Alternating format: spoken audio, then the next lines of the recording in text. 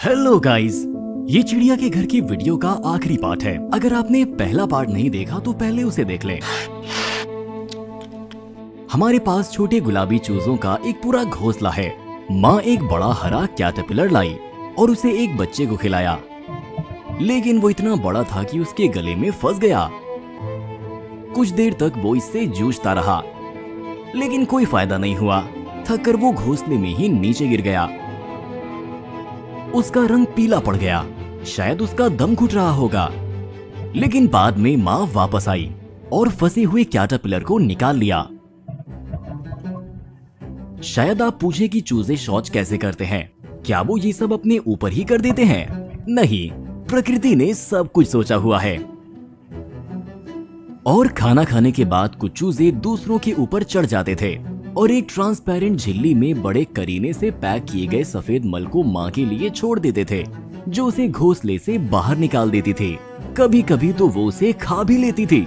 यकीन नहीं होता कि सिर्फ एक दिन के, और वो भी अंधे चूजे ऐसा करना कैसे जानते हैं। और अगर सब कुछ एक साथ इस झिल्ली में ना रहता तो चूजे बस इस गंदगी में बैठे रहते और बैक्टीरिया और बाकी बीमारियों से संक्रमित हो जाते। 2 दिन बाद चूजे काफी बड़े हो गए और हमने उनमें किसी तरह की अजीब हरकतें देखी। अक्सर जब उनकी माँ खाना लेकर घोंसले की ओर उड़ रही होती है तो उन्हें अंदाजा हो जाता है और वो दरवाजे पर आने से पहले ही अपनी चोंचें खोलकर अपना सिर उठा लेते थे। हालांकि अक्सर उनमें से कुछ को खास आवाजों से जगाने की जरूरत होती थी।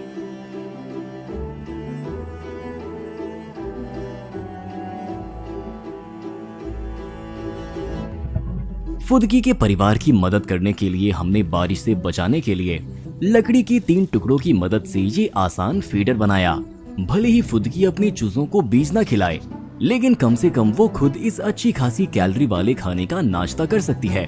इसके अलावा हम ये देखना चाहते थे कि वो सूरजमुखी के बीजों को कैसे छीलती है।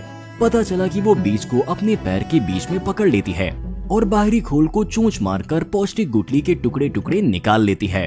चूजे जितने बड़े होते गए, उनकी माँ उन्हें उतने ही लंबे वक्त तक घोंसले में छोड़ सकती थी, क्योंकि अब वो एक दूसरे को गर्म रख सकते थे और वो उतने ठंडे नहीं थे। कुछ वक्त के बाद चूजों में पंख उगने लगे, जो जल्द ही उनके शरीर को पूरी तरह से ढक देंगे। बाद में चूजों की आंखें खुलने लगी। हर दिन उनकी माँ को अपनी संतानों के लिए ज्यादा से ज्यादा खाना लाना पड़ता था, जो खुली चोंच से खाने की मांग करते हुए आ जाते थे।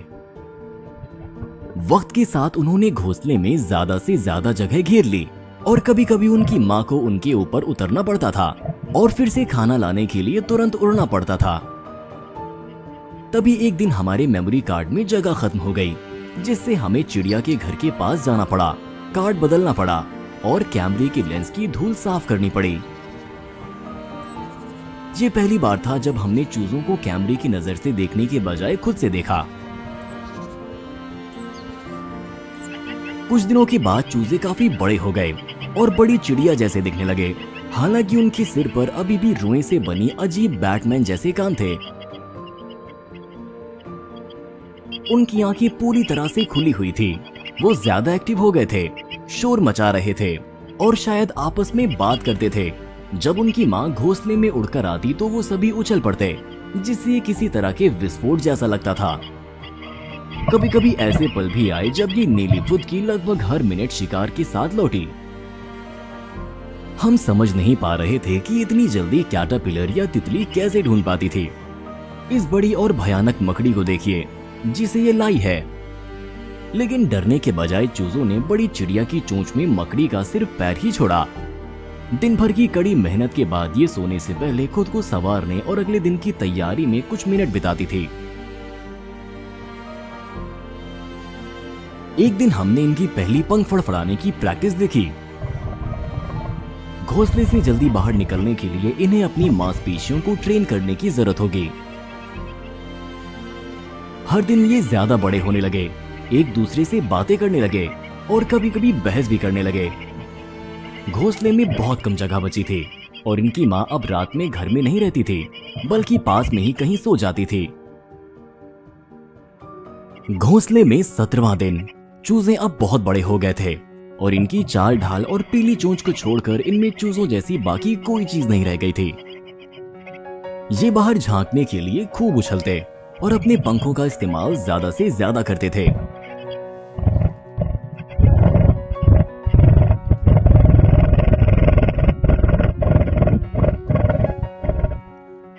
पिंजरे के बाहर इनकी माँ की खूबसूरत तस्वीरें खींचने के लिए हमें अक्सर कैमरे के साथ बैठकर घोंसले पर नजर रखते हुए कुछ घंटे बिताने पड़ते थे। एक दिन हमने चिड़िया के घर के पास एक लंबी तीखी पीली चोंच वाली एक बड़ी चिड़िया देखी। वो चिड़िया के घर के बगल में एक डाल पर बैठी थी और दरवाजे को ध्यान से देख रही थी। ऐसा लग रहा था जैसे वो उन पर हमला करने की तैयारी कर रही हो। माँ इधर उधर उड़ रही थी और चिल्ला रही थी, उसे डराने की कोशिश कर रही थी, लेकिन इससे वो चिड़िया नहीं रुकी। वो चिड़िया के घर के दरवाजे की ओर उछली। जाहिर है वो एक चूजे को बाहर खींचने की कोशिश कर रही थी, लेकिन वो नाकामयाब रही और तुरंत पास के एक पेड़ पर उड़ गई। चूजों ने शुरू में सोचा कि ये उनकी माँ है, लेकिन जब उन्होंने दरवाजे पर बड़ी चिड़िया को देखा तो वो तुरंत नीचे बैठ गए और बिना आवाज किए चुपचाप बैठे रहे। जरा उनके डरे हुए चेहरों को देखिए। बाद में वीडियो को ध्यान से देखने के बाद हमें एहसास हुआ कि ये स्टर्लिंग गिरोह की सदस्यों में से एक था, जो अक्सर शाम को हमारे घर के पास सिंगिंग शो करता था। हमें नहीं पता था कि उनसे फुदकी और उनकी संतानों को खतरा था या नहीं, लेकिन वो पल टेंशन वाला था। उसी दिन हमने घोंसले के पास एक नीलकंठ चिड़िया भी देखी, लेकिन उसने चिड़िया के घर पर हमला करने की हिम्मत नहीं की। फिर सबसे बड़ा दिन आया। सुबह 6 बजे फुदकी हमेशा की तरह घर में आई, लेकिन इस बार वो बिना खाने की थी। ऐसा लगा जैसे वो चूजों को कुछ बता रही हो। फिर वो उड़ गई और उन्हें बढ़ावा देने के लिए खिड़की से झांकने लगी। कुछ अजीब तरीके से वो समझ गए कि घोंसला छोड़ने का वक्त आ गया है और सबसे पहले बाहर निकलने का मौका पाने के लिए एक दूसरे को दरवाजे से धक्का देकर लड़ने लगे। हर कोई आगे बैठना चाहता था, लेकिन किसी ने उड़ान भरने की हिम्मत नहीं की। बाद में उनमें से सबसे बहादुर ने आखिरकार घोंसला छोड़ दिया। कुछ मिनट बाद दूसरा चूजा भी उड़ गया। फिर थोड़ी अफरा तफरी मच गई, जिसके दौरान तीसरे चूजे को धक्का देकर बाहर निकाल दिया गया। चौथे को उसके भाई ने रोकने की कोशिश की, लेकिन उसने उसकी बात नहीं मानी और वो भी बाहर निकल गया। अब सिर्फ 3 चूजे बचे थे। ऐसा लग रहा था जैसे ये वाला बिल्कुल भी जल्दी में नहीं है। एक और उड़ गया और फिर एक और। 20 मिनट में वो सभी उड़ गए, लेकिन आखिरी चूजा अकेला रह गया और उड़ान भरने में कोई जल्दी नहीं दिखा रहा था।